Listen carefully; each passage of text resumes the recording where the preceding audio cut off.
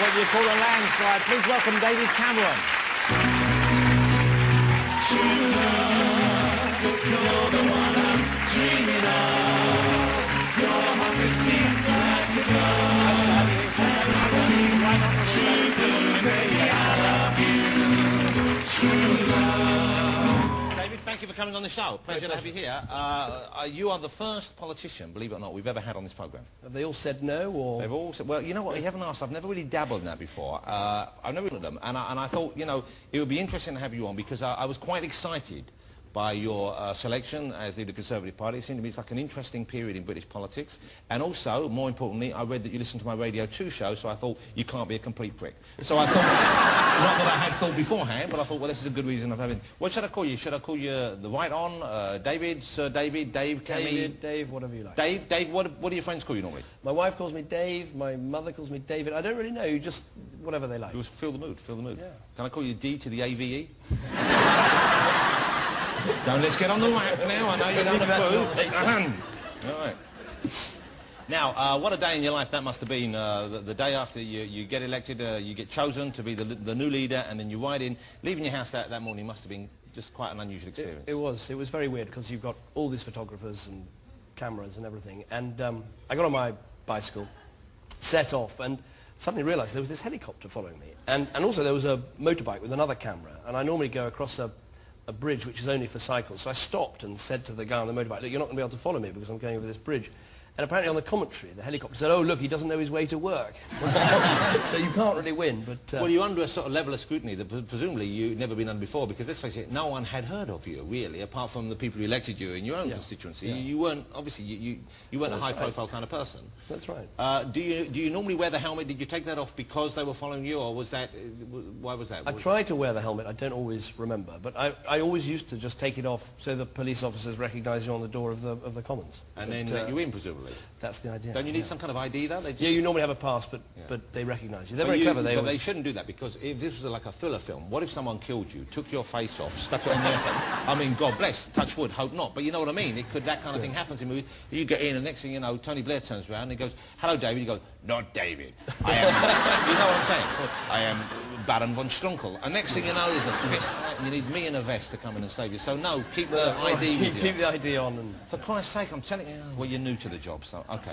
Now, is the Conservative Party changing as much as it seems to be to us at the outside? Are you bringing about the change you It is changing. I think, I mean, as you saw in that clip, people voted for change, because I said, as running for leader, as you say, relatively unknown, I said I think we should make some big changes. We've got to recognise, you know, we've lost 3 elections in a row, Labour have been in for 8 years, they've done some good things we've got to recognise, they've done some bad things we want to change, but let's be the party for the future rather than try and turn the clock back. We've got to sort out having a better balance of men and women candidates, things like that. So I ran on a lot of changes, and people voted for change.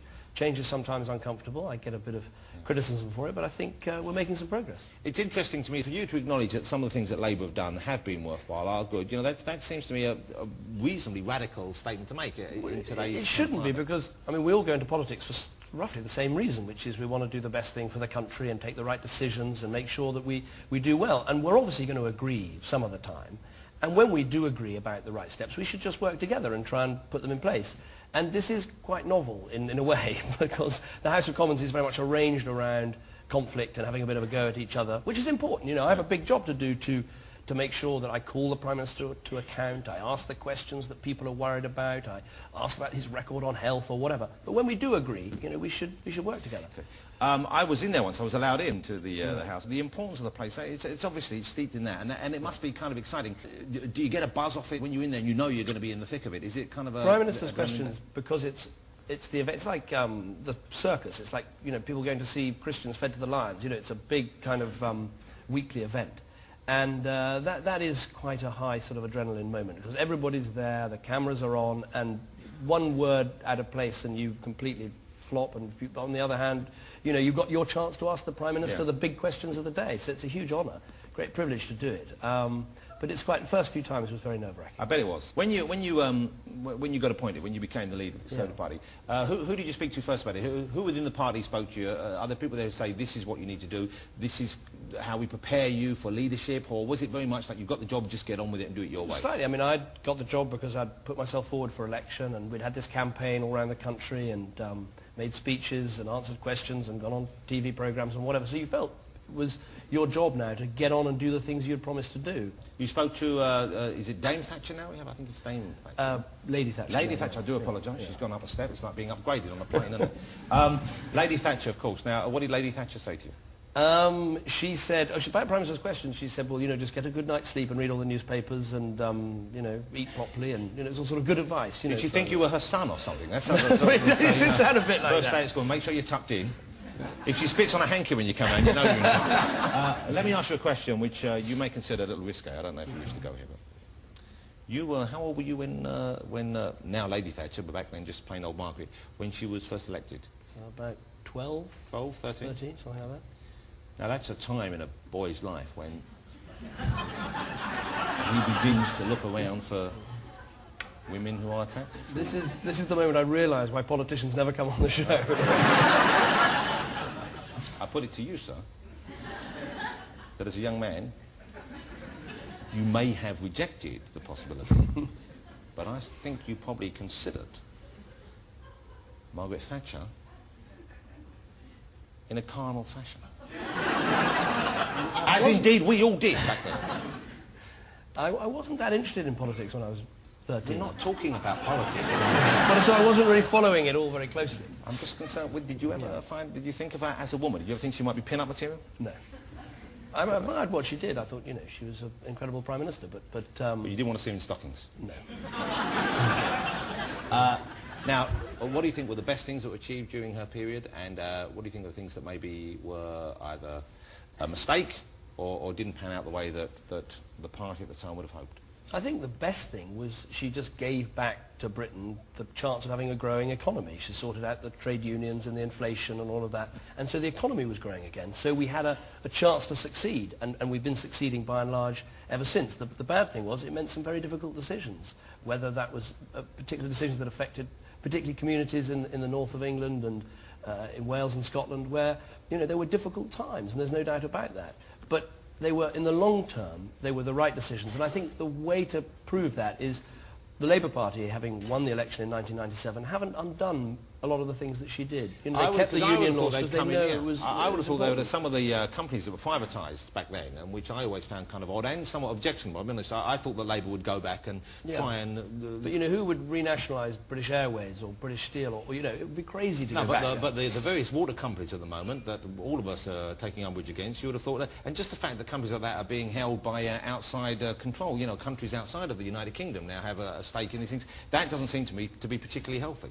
I think we should be relaxed about, in the modern globalised world, about British people owning companies abroad and overseas people owning companies in Britain. The key is how they're regulated. I mean, the problem with the water companies is the regulation tough enough? Are they being made to do the things they ought to do in terms of mending the bus pipes? It's driving everyone mad. They've got a hose pipe ban, you can't water your garden, but on the other hand, there's water spurting out all over the streets. There is. And what would you do about that? Regulate. You've got to, you know, call these people in and have proper regulation. So, can I tell you what I think people are scared of when they look at you and they look at the Conservative Party, and I may be wrong, but this is what would frighten me, is that I get the feeling you're a decent person, and I think you seem to hold on to these principles. One can never tell, of course, but I think you are. Obviously, there's a certain amount of vote getting involved in any politician these days. You know, you want your party to be elected. But what would frighten me is that you get into power perhaps, and even if you believe these things, and you want that the rest of the party aren't necessarily along for the ride. Well, the point I would make is that the Conservative Party, by voting for me, voted for change. They weren't voting for someone who changes their mind or someone who's suiting opinion. They voted for someone who said, look, this is important. We've got to be a party that addresses climate change and the environment, that recognises that for lots of family, childcare is the biggest issue in their lives. They voted for these things. But did you or did you not ever have a wank thinking of Thatcher? You see, I'm like Paxman. You see the way I did that? He didn't quite go that far. It was bad. I apologise. That was very low. I tried, but it was a challenge even for me. What's happening with London and this? It seems to me it's quite a radical new... We're trying to open up politics. in the past, parties have tended to sort of choose their candidate for a really important office like Mayor of London just amongst themselves. And so we've said, let's change that completely. Let's open it up. And we put advertisements in the local papers and said anyone can apply to be the Conservative candidate for Mayor of London. And there's going to be a panel that's going to interview all the people who apply. And then we're going to maybe get down to 5 or 10 candidates, somewhere between 5 and 10, and then put it out to the vote. And everyone in London can vote, whether they're a member of the Labour Party or Conservative Party or Green Party or whatever, they can vote for who our candidate should be. So, Jonathan, I think we need someone who's well known to Londoners, yes. Popular figure, yes. Cares about the future of our country. That's right. What about it? Come on. I would love to be the mayor, but I can't, because I've just signed the biggest deal you could believe with the BBC. I can't take a step down in the money, I don't think. It doesn't. You've got 1 year of that deal. You know, that'll be enough for most. That'll be enough. I've got 3 years. I've got longer than you'll have, probably. You know, clock's ticking. You've got to get moving if you want to stay in the job. Let me ask you about Tony Blair and the Labour government in particular here at the moment. Now, he made a difficult decision, and many people feel it was the wrong one, to go to war with the Americans against Iraq. Okay, there's a lot of people. There was an awful lot of opinion in this country that fought against that and decided that was the wrong thing. And even now today, I think it was probably his most unpopular decision. Faced with that decision, in his position, with the evidence that you believe he had a hand, would you have made the same decision? If not, what would you have done? And where do you think it leaves him now? I think it was, I voted for, we had a vote in the House of Commons. I voted to go to war, and I voted to get rid of Saddam Hussein, and it was a very difficult decision. All of us in politics had to think about that, probably more than any other decision we thought about. I still think it was right. I still think Iraq now is better off without Saddam Hussein. They've got an elected government. That country's got a chance of democracy that we just take for granted in this country. But it's been incredibly difficult, and it's been very unpopular, no doubt about it. And some bad decisions were made after the war, no doubt about that. But there was no easy way. But you know, to do this. Is that for us to decide? Is that for us to get involved in? That's not our country. Sure, we have a vested interest in, for example, the oil that's produced there, and I can't help but think that might have been a tiny little factor in what went on. Except for, Jonathan, I think the world has got... I think the world has got... Oh, well, let's enjoy that. I never get one of those on a regular basis. Well, there's no doubt it was... There's no doubt it is an unpopular war. Yeah. But the world has got smaller, and if you look at Saddam Hussein, he had invaded his neighbours, he'd gassed the Kurds, he'd fired missiles at Israel. I think no one regrets that part absolutely. of the deal. So the world's getting smaller, and we have to recognise that what happens in other countries has a big effect on us. Now, bearing in mind that he took that decision, a difficult decision, and many people, I'm sure, here disagree, and I'm still not convinced it was the right one, but I accept the complexity of what goes on there, and I accept also that we don't always know all the information that you guys might be privy to. But having said that, that seems to have dealt a pretty fatal blow to him and to his party. And I can't help but think that you're going to reap the benefits of that. And here's something which you voted for as well. Now, this is you're playing here that all politicians are involved in, to an extent. I've been pretty frank about my own position on it, and I think that those of us who supported it should want to see it through and make sure we do the right thing for people in Iraq. Because, as I say, at least have got a chance of a democratic future. I think the government suffered. David, you would have done the same thing then. If you were in power at the time, you would have said, we have to go to war, regardless of public opinion. I voted for it. I wasn't Prime Minister. I was if a member were, of Parliament. if you had been. You can never, if questions are well, impossible, you might, but David, I was I'm asking told, you this because one, you're hoping to be. Absolutely. Okay, so you're going to face decisions like that, and I think we want to know how you would react. Because what struck me as being remarkable was he was a man and he was a party, and this is, once again, this is the opinion this is the opinion I formed at the time, was they were flying in the face of what a lot of people in this country were saying they wanted. Now, regardless of whether you think that's the right thing to do, and I know you're in the position where you've been elected to run the country, but at the same time, there are big issues and there are big moments in any man's life and any man's career when he has to acknowledge the wishes of those who've put him there. Absolutely, but what you're elected for is your judgment and to look at the evidence and to make your decision, then go out and defend it. If you're Prime Minister and you think there's a real threat and if you think something has to be done, even if it's unpopular, you've got to go ahead and do it. And then you've got to face your electorate and you've got to explain why. And if they hoof you out of office, then you did what you thought was right. Yeah. And that's the only thing you can do in politics, is to do what you think is right, to defend your decision. So you would have done it, you would have gone to war? Well, that's what I voted for. You know what people would like to see, you know how people like to see the country, more or less. You ever seen the TV programme Heartbeat with Nick Berry? Yeah. Now, if we could do with a few more multiracial faces in there, but apart from that... It's a very happy sort of, you feel the whole place... Wouldn't that be a nice place to leave it and bring back the old policemen's helmets, wouldn't that be nice? I saw your programme when you didn't like the new ones, did you? I don't like the new ones. What's to like about the new ones? And never mind that, what about phone booths? I know we all got mobiles now, but you still need someone to stand over wee at night. Put the phone booth back. Have you ever weed in a phone booth? I haven't. I tell you, it's an adventure. Right. one of the biggest issues facing, well, facing all of us, but certainly facing anyone who hopes to achieve a position of power and influence, will be the drugs question. It's the big issue and the crime that the supply of hard drugs in this country brings with it, and that's never going to go away. Surely they should be legalised, shouldn't they? Surely that's the only way of regulating it and controlling it and getting some of the revenue back. I don't think we should legalise drugs. Well, why not? Because you make them even more available. I think that much more emphasis on treatment. That is the key. If you've got to get addicts out off the streets and into treatment, that would make a real difference. It's not just the addicts. To be honest, I'm not that bothered about the addicts. I feel a bit sorry for them, but you know, yeah, but they're the ones. Stupid fault. Here's what I'm about. I appreciate your bleeding heart, but listen, here's the thing. It's the addicts that are causing the crime. It's yeah, but it's the addicts, but it's not just the addicts. There are criminals, and there are organised criminals with weapons who will use force to protect their industry, all right? That's not going to go away just by providing more care for those who are addicted. How do we stop that? I'm not sure I do agree with. I'm not sure I agree with that. Well, you should do. Well, lying. if you massively expand treatment, if you get addicts off the streets and into treatment, that helps collapse the market. Yeah, but so they're still going to bring impact. it in. They're still going to bring it in. The question you've got to answer is, if you legalise it, it's going to be even more available, even more people getting onto drugs. Is that what you want? David, anyone who wants drugs can get drugs. I'm telling you as a fact. It's everywhere now. It's permeating every level of society. So surely it's time for us to grow up and say, OK, this is something which a certain element of the population seek out and want and need. OK? And they're always going to find it. So let's make it legal so we can control it and we can keep on top of it and we can stop it from damaging other people's lives over and above those who are already affected by it. It's an argument, but I don't buy it. Yeah,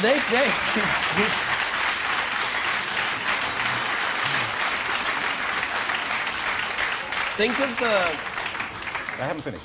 Right, it's a bloke who's at the toilet. Come back, I need more applause. Sorry. I don't know, I think of the mum who is trying to bring up their son or daughter the right way, who's trying to persuade them that taking drugs isn't a good idea, they're trying to make sure there aren't drugs at school and all of that, and if you legalise it, it just opens it up. And that is a reason for not doing it. I can understand there is an argument. But I would change drugs policy quite substantially by putting a much greater emphasis on treatment and a much greater emphasis on education. Those are the keys, rather than believing that, as you say, you know, another sort of war on drugs is going to do it. I don't believe it will. Yeah, well, it's not working, quite simply, is it? So let's try something different. Education and treatment is a different approach. That's right, let's legalise it.